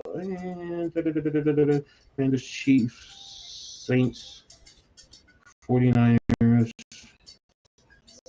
And it's the NFC North. So we have two tough divisions, the AFC West and the NFC North in terms of crossover. So, that's where it is. I agree with you, Coach. If they let him sit and chill for a minute, he might actually be a good quarterback. Exactly. And that's the thing, again, I said everything is contingent upon the offensive line. That's another reason why. If this offensive line is bad, I definitely don't want to see him out there getting himself beat up. I'm sorry. Now, if it's the last 3 games of the season, okay, fine. Let's see what we got. Let's go from there. You can do that too. Yeah. If you get the last 3 of the season and you're like, all right, we're not making the playoffs. Yeah. And you want to do it, I wouldn't do it because you don't want them hurt either. No, but you want to see that everything is contingent upon the offensive line. Right. That's why I keep saying that. Right. If this offensive line is bad, I don't want to see him for the whole season because I remember David Carr. When David Carr came out of Fresno State, everyone talked about him, the number 1 overall draft pick. He's elite. He's all this and that. They put him back there behind a bad offensive line, and he got his butt whooped. He got whooped. That took a lot of his confidence, and he became gun shy. Yeah, he didn't win championships with the Giants, but as a backup. Yeah, but if you have a bad offensive line, you're not going to put him back there and risk him injured. Injured, getting beat up, yes, all of that. You don't want to go hand him his ass and say, "Here, we're going to feed you to the Lions." Yeah, that's why I say Game 6, Game 7. If there are no wins, which I don't think, I think they will be able to get wins within those. I do think you're going to be. I think you're going to be really shocked how the Giants played out. I don't think they're going to get blown out like they got last year. Here it is. We got Commanders. You got the Commanders and the Cowboys on the road, the Chiefs, the Chargers at home. Then you go to the Saints. You got the Eagles at home, at the Broncos, at the Eagles, 49ers at home, the Bears on the road, the Packers at home, the Lions on the road, the Patriots at home. And then week 14 is where you get your bye. So that's the other thing about the Giants. 13 straight weeks before you get a bye. So if you really look at it, Coach, that's a good bye. No, it's good depending on what happens with the season. But see, again, like we have you guys. We have you guys. Rest. That's a good rest time. But it depends on what happens. Again, in like the I said. 14 weeks, I get it. Yes. So, I mean, think about it. We have you, then the Broncos, then you again. Yes. So that right there is a tough one. You have the Chargers, which is going to be tough. The 49ers, which 49ers are we going to really get? You're going to beat the 49ers. So, but again, like I said, that's why shocked at how bad they are. So, but again, I think you beat the 49ers because I think the 49ers are going to go down too. Look, 49ers, I think we can play with the Bears. The Vikings, you have a young quarterback, so what are you going to actually get with them? So again, the opportunities are there for the Giants. Like you said, 8-9 wins. It doesn't surprise me. If the Giants were able to do that. How are we doing in the division? If we split with you guys and we can win with the other 2 teams, Right. That also positions us well. Washington, Dallas to start the season is major for the Giants. First of all, they're two division games. So if you come away 2-0, right there, you're in first place in the division because, like Big Dash says, he's like, no matter what, we have 2 wins as well as 2 division wins. So that puts us in first place, and there are 2 division wins on the road. So that positions you well going forward. So again, with the Giants, everything for this whole season, because we have a better quarterback situation than what we had before. Daniel Jones, Tommy DeVito, what's his name? He went back to the Seahawks. I forgot his Drew Lock. Drew Lock. Last year, those were the quarterbacks, as opposed to Russell Wilson, Jameis Winston, and Darnold. I think the quarterback play is improved, and everyone said really good. And I think you guys got the weapons. And that's the thing. You know, I mean, I talked about Neighbors a little bit, but I didn't even talk to you about. What's that tight end you got? Hold on. Theo Johnson, yes. The starter. Yes. You have him. You have Fedoni, who just was the 7th rounder. People were sleeping on him, coming from Nebraska, but he's 6'7", 6'6", 6'7", tall, receiver-like tight end, can play, can catch the ball. He just has had knee injuries. He was the number 1 tight end coming out of high school. Like I said, you made good moves. So you Slayton as a receiver, Wan'Dale Robinson. I'm with NYG and Big Pat. I don't want to see 140 targets on him. You guys are going to beat the Dallas Cowboys twice. That's what I'm hoping for. You're going to beat them because no Michael Parsons. So let's get over to Dallas and Washington. Right? And I'm going to say the cow turns later. I want to start with Washington. No, I want to start with Washington and what they're doing with Terry McLaurin. Jesus, what are they doing? Are they dumb goats? Yo, I'm like, why are you like signing him? It's like I sat and I'm looking and I'm like, Washington, you need him to play with. But you're just gonna hand the Giants at all. So they're gonna have to play us. That would be major if you did that. If they both ended up on this, but I can't see Micah Parsons end up on the Steelers with Watts. I just can't see that either. But you're gonna have to give a Watts. You're probably gonna have to give a Watts to get Parsons. That's just my opinion. I think it'd be if Michael Parsons go anywhere. I think he's gonna go to Chicago or he's going to New England. That's my opinion. Shoot, I want him on the Eagles if I could have it my way. Because then you know what that means. Another Super Bowl, baby. There's Giants fans who have said, "Yo, give up Kayvon Thibodeau and a draft pick, a certain draft pick to get him." And I said, if you could do that, but the problem is the money. Because you're already paying Burns that money. So that's the only thing that I would say. And see, that's the thing. Remember, y'all got me going to Parsons too fast. I wanted to stay with McLaurin. It's crazy. Why are they fucking with that dude? They need him, especially when you have you just got from Frisco, but you need him for your quarterback. Why they fucking That's my whole point. He just handed his freaking trade notice in and said, "Fuck it, you don't want to pay me, trade me." And there's a lot of teams that will pay him. Shit, that will pay him. Give us him too. You want us to give us weapons? We'll take him too. I don't want him on the damn Eagles. I want him if anything. No, damn Eagles. You started. Look, I don't normally harp on the Eagles. I normally harp on the cow turds. So, but why would they not pay him? Doesn't he get over 1,000 yards a year? Every year he gets 1,000 yards. Mm-hmm. It doesn't matter what quarterback you had. Mm-hmm. Warren is a threat for anybody, against any team. But that's my point. Excuse me. McLaurin Washington, I don't know what you're doing, but hey, Pay the trade him man outside his the division. money. No, trade him outside the division. That's what I want to see.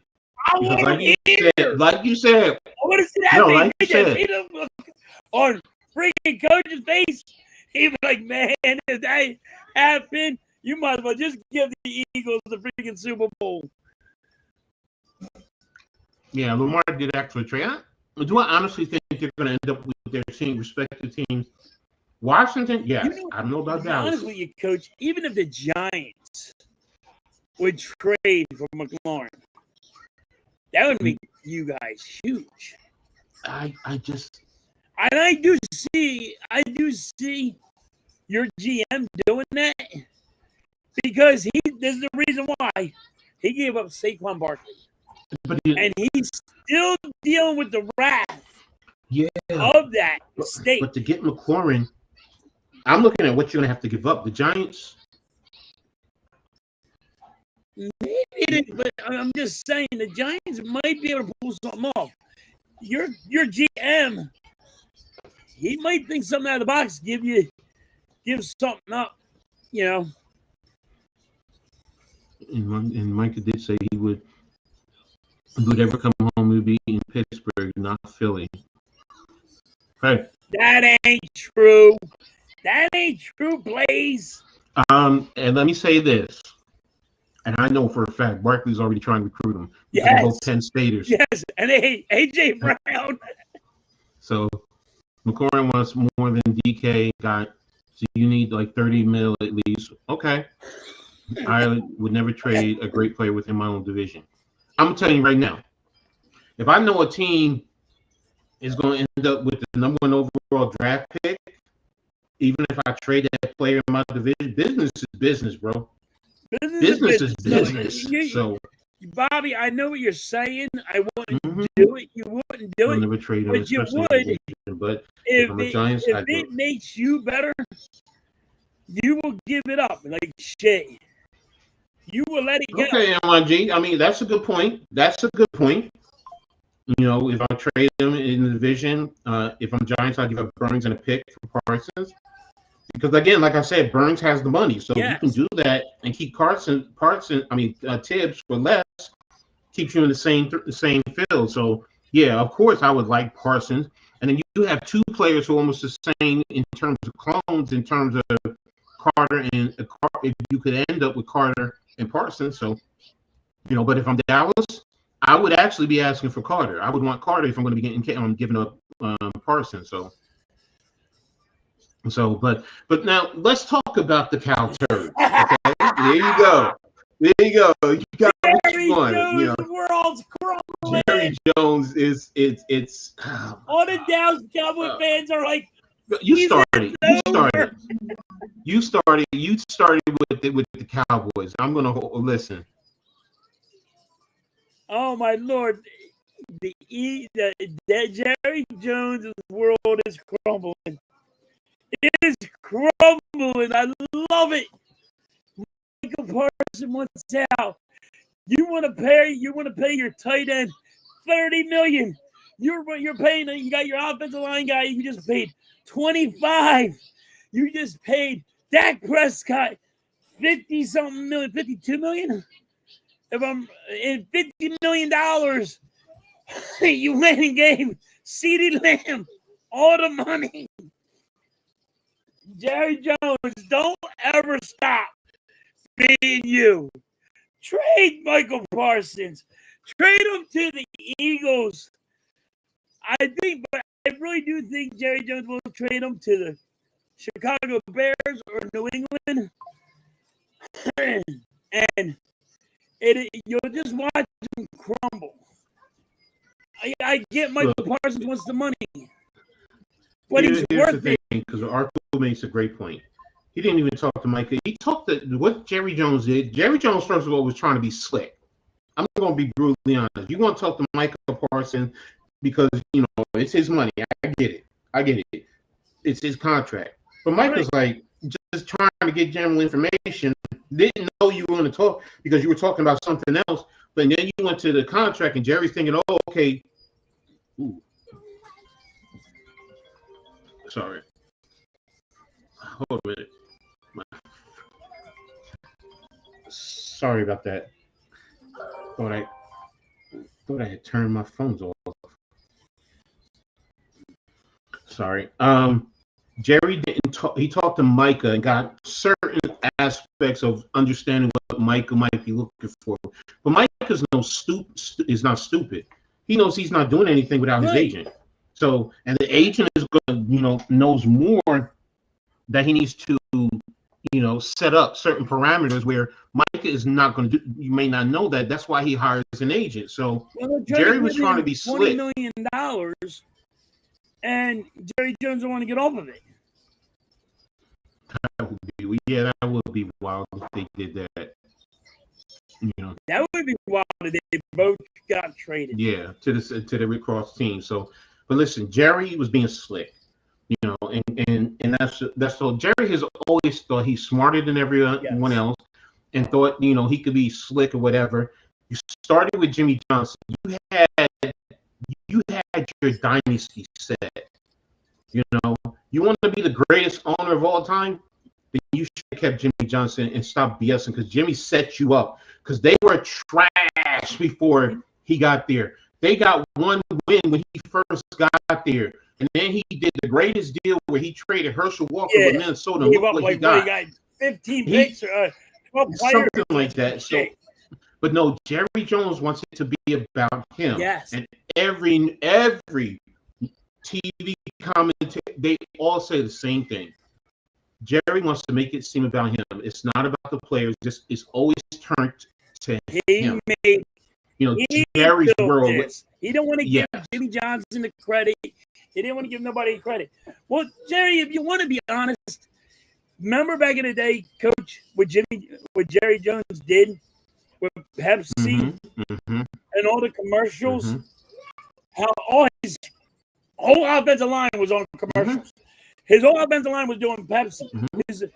Everybody that was getting overpaid, he was getting them the commercials to pay him that money.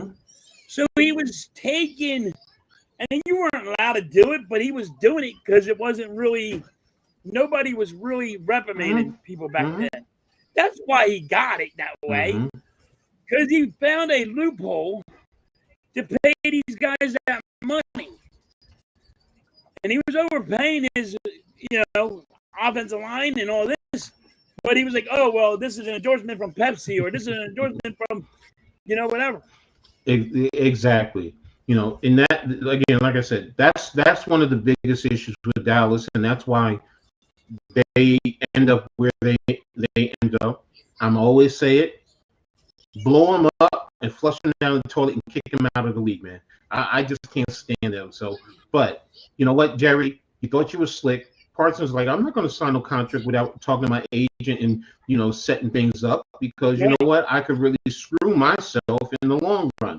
That's why you have an agent, and I'm probably saying Parsons and Carter on the same teams is ridiculous. That's the move. Sending him to the Super Bowl chance makes no sense. Send him to the lowly New York Giants, teach him a lesson. So exactly. Exactly. Yes, I like that.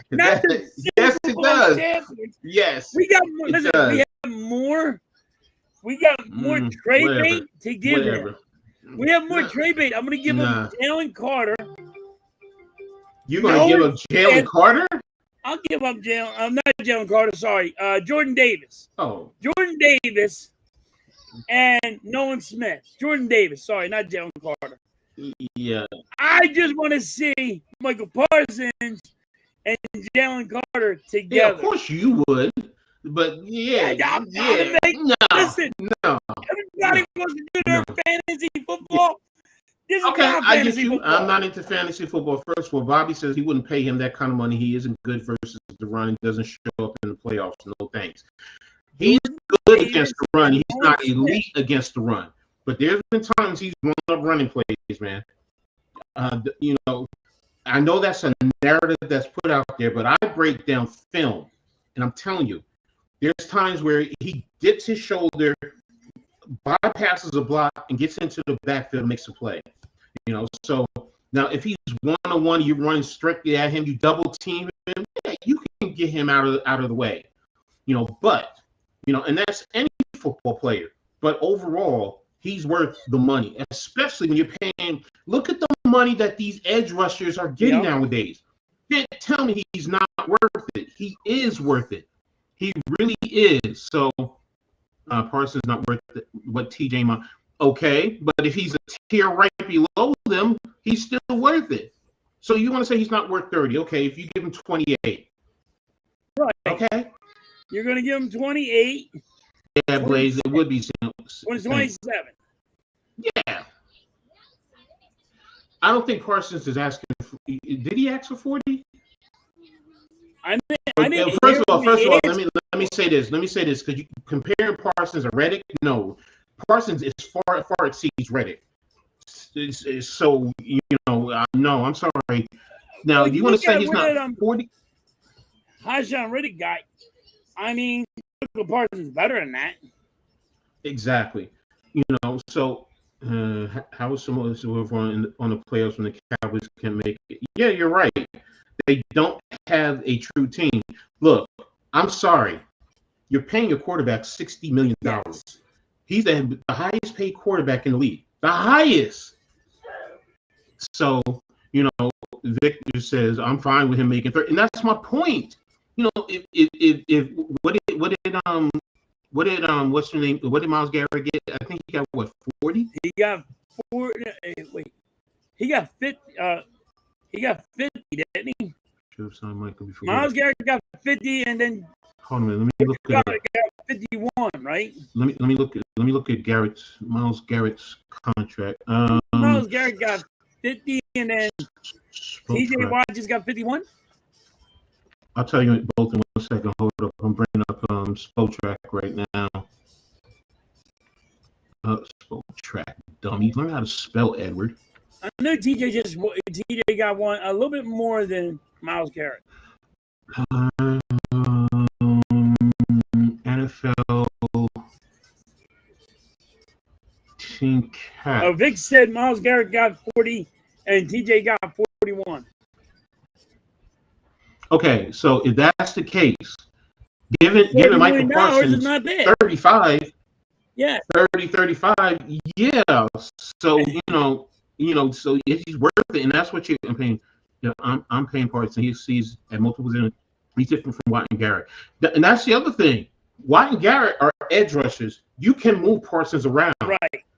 So that's the thing. Like that's why he gets compared to LT sometimes. So. That's why I said if I'm giving him 35, okay. And I'm even going to put in certain incentives in his contract where he can make more. So that would make him the first $200 million defensive player in the NFL. Okay. But see, now here's the thing. Like we're talking about the dollars, okay? Yeah. How much is guaranteed? Number how one. much is fake? How much incentives you put into his contract? Because that's the other thing. To meet certain parameters, if you put in certain incentives, that goes a long way to helping the team too. So again, how much is guaranteed? So if you do say quote unquote 200 million, are you saying 150 is guaranteed? Okay. Are you saying 125 is guaranteed? So he says Parsons wants $1 more than Garrett and Watt. Okay, I think they all. That's contract negotiations too. Like all contracts are different. Like how much money are you getting for sacks? Mm-hmm. How much are you getting for pressures, hits, all that, interceptions, tackles? Everybody makes this adjustment. You can have $60 million contract, but if all your stuff does not add up, it don't go to $60 million. And that's the thing. So look, if he gets about 40 could be 39. Yeah, now he made $1 more. Could be 35. $1 may be okay. Well, you know what? We'll guarantee you that you're getting 40 guaranteed. But now to get to 41 mil, here's certain incentives. So And you know what? I wouldn't care. I wouldn't care. So, yeah, it is an ego thing. It's an ego thing with everybody. I'm sorry. It's an ego thing with every sports athlete that's out there. Yeah, because they want the most money and they want to. It's a bragging right. They want that. Exactly. They want to brag. They want to say, "I made the most," and they want to position themselves well, possibly for the Hall of Fame. I get all that. So again, Parsons, Dallas. You want to be? Let me see. Hold on.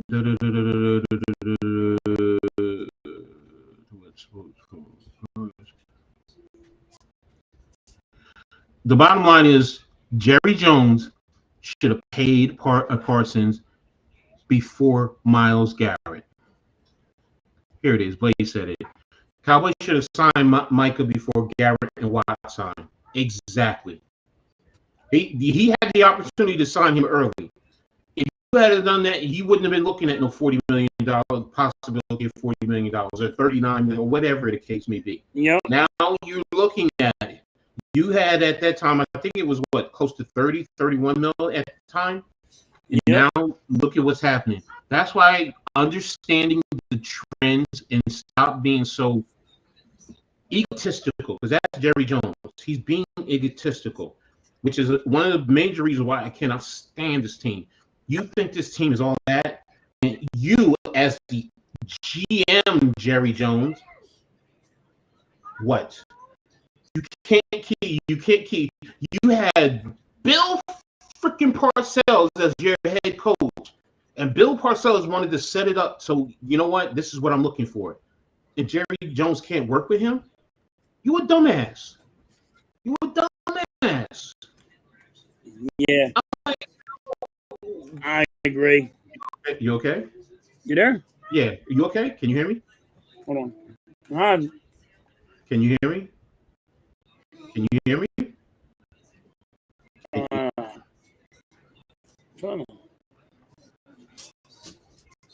My headset. I understand. Can I get my headset right? Can you hear me? Can you hear me? Testing. Yeah, I can hear you. Okay. I would take Garrett and Fredrickson any day over Parsons, even though Parsons is younger. Okay, Bobby. I'm not arguing Garrett. I will not argue Garrett. Garrett is a difference maker. Right. But Micah Parsons is different because he also is versatile, and the things that he does is so impactful. So and I'm not saying Garrett can't move. He can go from the right end to the left end, sometimes line up inside. But Parsons can also play second level. He can drop into coverage. I don't want him to, but he can drop into coverage. So NYG, Jerry Jones creates headlines on purpose. That's why Dallas never wins. He'll end up paying Parsons, but it's already destroying the King team. Yes, I agree with you. He's going to do. That's what's going to happen. Hey, Coach, we got to call it. I got to get ready for the Phillies game. It's getting late. Sorry about that. Yeah. So no, you're I want to thank everyone for tapping in. Yeah. Make sure you guys after this tap in with Halftime. He's doing the Phillies and Tigers. So you want to see some good baseball called. Tap in with him. I'll be back. But right now it looks like I'm going to be back on Tuesday at the earliest. So unless I release a video for my college football. So, but I'll be back Tuesday and talking about the ladies in the WNBA. So appreciate everyone. Make sure you guys hit the like button, subscribe to Philly Halftime, the Hardcore Sports Network, Coach Edd Gladney. Also, I'm connected with the Aboriginal Sports Network. Make sure you guys go over there and tap in with them. Just some great content on both networks. So make sure you guys hit an adjustment show. Again, thank you, everyone. Appreciate you all. Nothing but love and respect. And we're out of here.